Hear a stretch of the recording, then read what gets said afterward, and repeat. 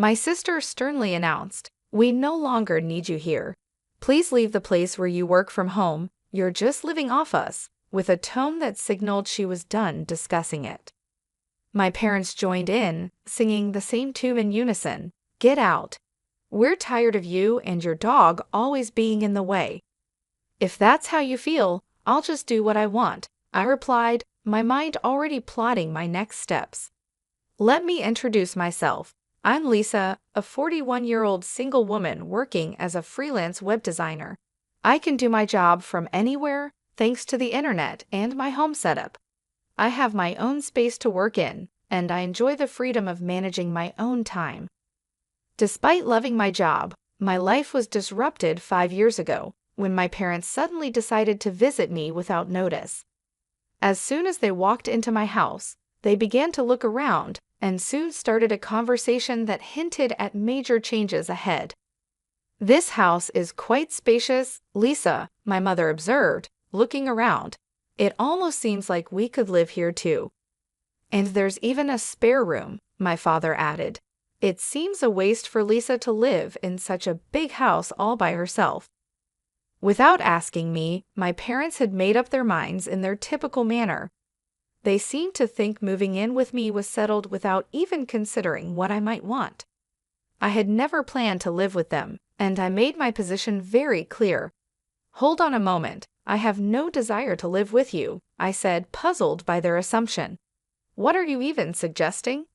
My father's face flushed red with anger as he sharply retorted, "You've taken over this house, claiming it was from your Uncle Michael, and you're trying to claim it as your own.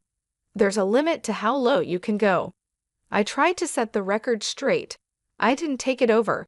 I had a proper discussion with Uncle Michael, and he willingly transferred it to me, I explained. Despite my protests, my parents had already decided to move in. They insisted, "Our old house is falling apart, and it's no longer suitable for us to live there." Given that my mother didn't work and my father's income wasn't enough to cover major repairs, they saw no other option but to move into the house I had inherited from my Uncle Michael. Faced with their difficult situation, I couldn't just leave them homeless, so I reluctantly agreed to let them move in. Once they settled in, however, they didn't hesitate to make sarcastic remarks. "Hey Lisa, you're already in your 40s, aren't you? Don't you have any plans of getting married?" They would taunt, always pointing out my single status. I find great satisfaction in my work and am truly content with my life. Yet the people around me often express concerns about my relationship prospects. They suggest that I should follow in my sister's footsteps, who has taken a different path in life. Contrary to their expectations, my sister's married life has faced its own challenges. Nevertheless, I remain unfazed, reassuring them that I'm perfectly fine with how things are. It was during one such discussion that my mother, who had been eavesdropping, decided to butt in. "Hey, don't speak ill of your sister like that. Unlike you, she's married and even has a stable job at a company," she interrupted. Defending my own choices, I replied, "I might not be married, but I am doing a respectable job too."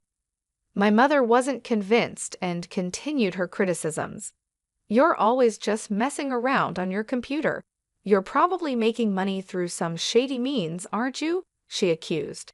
Despite their doubts and criticism, I continued to live my life according to my own terms, valuing my independence and the career I've built.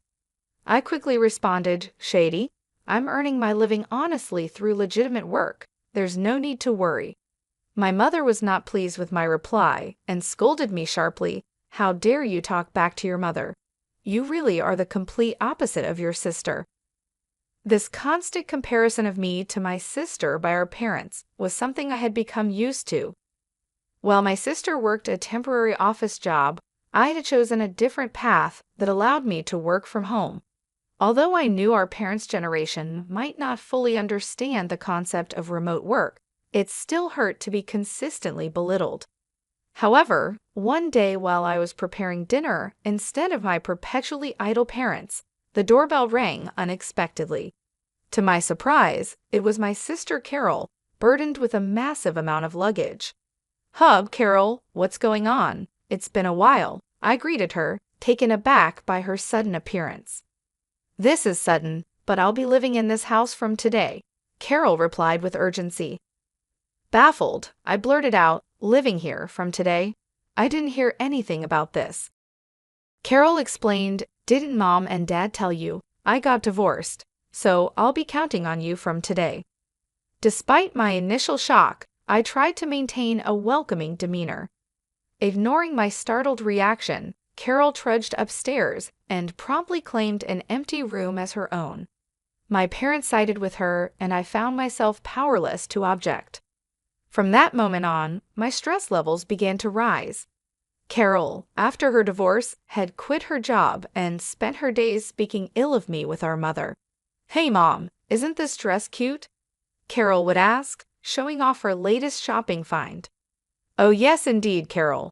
You're so pretty, it will definitely suit you," our mother would respond enthusiastically. Then Carol would turn to me and remark, "Do you think so too? It's totally not something Lisa would wear, right?" Unable to escape their critical gaze, I continued to live my life without reacting to their taunts. Despite the desire to retaliate, I realized that it would only play into their hands. So I remained steadfast and unresponsive to their attempts to provoke me. One fine day, I knew I had to stay strong and keep focusing on my own happiness, regardless of the negativity around me. I found myself in a truly heartwarming situation when one of my closest friends became the proud owner of a litter of 4 adorable puppies. This significant event sparked a series of changes that would enrich my life tremendously. The moment I saw those precious pups, I felt a deep connection. After careful thought, I decided to adopt a little black Chihuahua from the litter. I named him Charlie. Charlie was a bundle of joy, his round eyes sparkling with mischief. Every time he looked at me, his tail wagged so vigorously it seemed it might just detach in his excitement. I had always dreamed of owning a Chihuahua since I was a child, and finally having Charlie by my side brought immense happiness into my life. This was particularly true because I often worked from home, and Charlie's companionship provided a much-needed relief from the loneliness of my remote work days. "From today onwards, you're Charlie, okay?"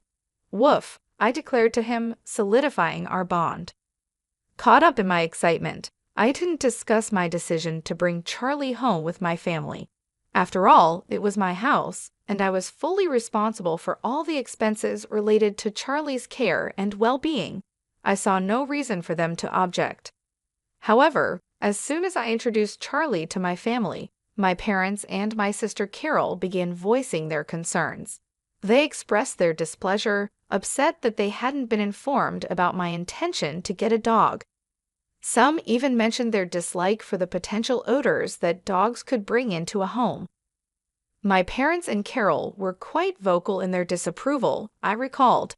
"Hey, we didn't hear anything about you getting a dog," they protested. "Dogs smell, don't they? I hate odors," someone added.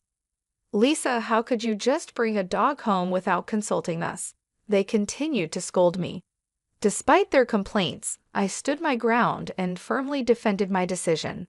It's my house, and I decided that Charlie and I needed each other. "His presence here is a source of joy, not a cause for complaints," I asserted. I was prepared to show them that Charlie's presence was a blessing, hoping they would soon see him as I did. I explained to them that Charlie wasn't some random street dog, he was a gift from a friend. I also emphasized that I was the one covering all the expenses for Charlie's care and maintenance, so they really had no grounds to complain. "What I choose to keep in my house is my business," I added firmly. "If you have any complaints, you're free to leave." Initially, their annoyance was clear. They were visibly frustrated and upset.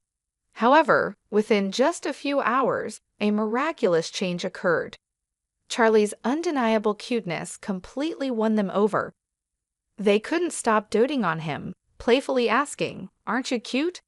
Are you mummies, daddies, or are you sissies? Look over here, sweetheart." It was as though their frustration had just evaporated into thin air. My entire family had fallen head over heels in love with Charlie, and his presence managed to bring about a remarkable transformation in their attitudes. From that point on, our home was filled with constant adoration for Charlie. Thanks to him, the previous hostility directed towards me began to fade, and I was able to enjoy relatively calm and harmonious days with my family. However, as life tends to go, a disruptive event occurred one day that broke the peace we had come to enjoy. While I was out running an errand, I received an urgent call from my sister, Carol. She sounded agitated and demanded, "Come back home now." Startled by her urgent shout, I asked her what had happened. She unleashed her frustration over the phone, shouting back, "It's not what happened. It's what Charlie did. He did his business on my clothes. What if they smell?" I tried to calm her down, saying, "Oh, just wash them quickly and they'll be fine. And isn't it your fault for leaving your clothes all over the floor?" Carol retorted, "What? It's my fault? It's your poor training that's to blame." I sighed, realizing that this was just a minor hiccup. "Enough, Carol. Charlie is still a puppy, you know. If you take him out for a walk, he won't do his business at home. You said you were excited to walk Charlie today, didn't you? Did you actually take him?" I had originally planned to take Charlie for a walk later in the day, but I didn't realize this decision would trigger a series of events that would throw my family into chaos. The core issue was that I hadn't fully trained Charlie, our beloved dog, and the consequences of this oversight were about to unravel. When I returned home, I walked into a home filled with tension. My sister Carol, clearly furious, confronted me immediately. Her anger was evident, and it was clear she had already briefed our parents about the mishap, as they too glared at me, standing amid Carol's now soiled clothes scattered across the floor. Carol, distraught, threw the soiled garments at me in a fit of frustration. "I'm going to charge you for the cleaning costs," she declared angrily. "Why should I pay?" I retorted. "It's because you didn't take him for a walk and left your clothes all over the floor." My parents quickly joined in, urging me to take responsibility. "Lisa, shouldn't you at least apologize to Carol?" they suggested. "All of this happened because of that Charlie you brought home." As the accusations continued, I couldn't help but defend Charlie. "Can't we give Charlie some slack? Puppies are like babies. They make mistakes sometimes." But my family seemed determined to blame me and Charlie. "This situation only happened because of this stupid dog," my sister snapped again. "Lisa, you made the right choice by not getting married if you became a mother. I doubt you'd raise a decent child." Her comments grew harsher, and my frustration mounted. "How dare you say something like that?" I exclaimed. "If you had taken him for walks properly and kept the house tidy, none of this would have happened." Finally, my sister reached her limit. She pointed at me and declared, "I can't take this anymore." The situation had escalated beyond simple pet mishaps to personal attacks, revealing deeper family tensions. Despite the hostility, I knew it was essential to remain calm and address each issue thoughtfully, prioritizing Charlie's training and our family's need for better communication and understanding. "I don't need you or this dumb dog. Get out of this house." The words struck me like a ton of bricks. "What?" I stammered in disbelief. "Didn't you hear me? I said get out.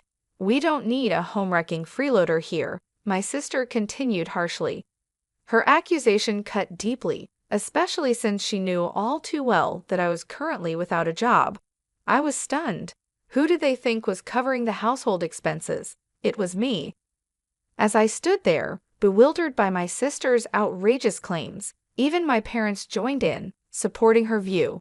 "That's right, Lisa. Leave this house. Your presence only makes us feel worse," they echoed. I had reached my breaking point. "You're all jinxes. Just get out," they shouted together, their voices echoing off the walls. "That's it. I've reached my limit," I finally burst out. "If this is how it's going to be, just wait." With that declaration, I decided to take control of the situation. I quickly packed my belongings and left the house with Charlie wrapped in a towel. As I walked away, thoughts of revenge flickered through my mind, but I knew this saga was far from over. A few days later, as expected, my sister reached out to me in a panic. "Lisa, help! What happened to the house all of a sudden?" she asked, her voice filled with anxiety and desperation. Curious about this new twist in our ongoing family drama, I inquired, "What happened? Why do we suddenly have to leave?" "We were told to leave by the end of this month," she replied, her voice trembling with stress. The realization hit me hard, and I couldn't help but wonder if this was the universe's way of teaching my family a lesson about compassion and understanding. "Ah, so what's the problem here? Why do we suddenly have to leave?" Carol's voice quivered as she struggled to grasp the situation. "I've made the decision to sell the house," I told her firmly. I stated calmly, and Carol froze, disbelief clear in her trembling voice. "What do you mean you've decided to sell it? You don't have the authority," she stammered. "A month ago, the house officially became mine, a fact I had kept to myself until now," I explained. "Yes, I received the house from Uncle Michael, and the title is in my name," I revealed, causing Carol to react with shock. "You're kidding, right?" Her skepticism was evident. "Even if the title was transferred to you by Uncle Michael, you can't just sell it like that," she argued. "I understand your concern," I reassured her, "but right after you told me to leave, I consulted with Uncle Michael. He made it clear that the house is mine now, Lisa. He told me to do what I want and suggested I get away from the family as soon as possible." Carol was taken aback, struggling to process this unexpected revelation. "What? No way," she muttered. As our conversation continued, I suspected my parents might be listening in through the phone's speaker. Soon enough, they began to voice their objections. "Hey, Lisa, cut it out. We have no other place to live if we leave the house," they interjected, trying to appeal to my sense of family loyalty. "That's right, Lisa. It's unthinkable to do this to your own family. If you're a good daughter, show some respect to your parents," they added. With a quiet but firm tone, I responded, "Respect? What are you talking about? You've always looked down on me compared to Carol. Who do you think has been supporting your life for the past few years? You all had nowhere to live, so I reluctantly let you stay with me." My parents were momentarily silenced by my strong response. Without waiting for their reply, I contemplated the implications of my decision, ready to enforce the boundaries that were long overdue. I continued, "Who treated me and Charlie like nuisances and kicked us out? It was you, wasn't it? Trying to drive out the original resident is shameless." My father, his voice full of plea, responded, "Please, Lisa, help us. We're sorry." But I had had enough. "I don't care. Fend for yourselves," I said resolutely. With that, I abruptly ended the call and blocked all my family members' contacts. Charlie, my loyal canine companion, looked up at me with a worried expression. I held him close and whispered, "I'm sorry, Charlie, for shouting. It's all right now. I will protect you." I felt relieved that I had rescued Charlie from a family that had mistreated him. In the days that followed, I learned that my parents and sister had been forced to leave the house at the last minute despite their desperate attempts to cling to it. My father's meager income and my unemployed mother and sister made it impossible for them to maintain a decent life. Rumors circulated that my sister was constantly pressured by my parents to find a job, and their family relationships deteriorated further each day. While I had no interest in their living conditions, it was clear that their standard of living had plummeted since my departure. It was a classic case of reaping what they had sown, and I couldn't help but feel a sense of vindication. Meanwhile, I enjoyed a fulfilling life in my new pet-friendly apartment, free to work on my terms without anyone complaining. All my earnings were solely for myself and Charlie. I was genuinely content with my life. "Charlie, let's go to the dog park today," I said with a smile. Charlie seemed livelier, perhaps because that noisy family was no longer a part of our lives. From that day forward, I was determined to protect Charlie for the rest of our lives and lead a peaceful and happy existence.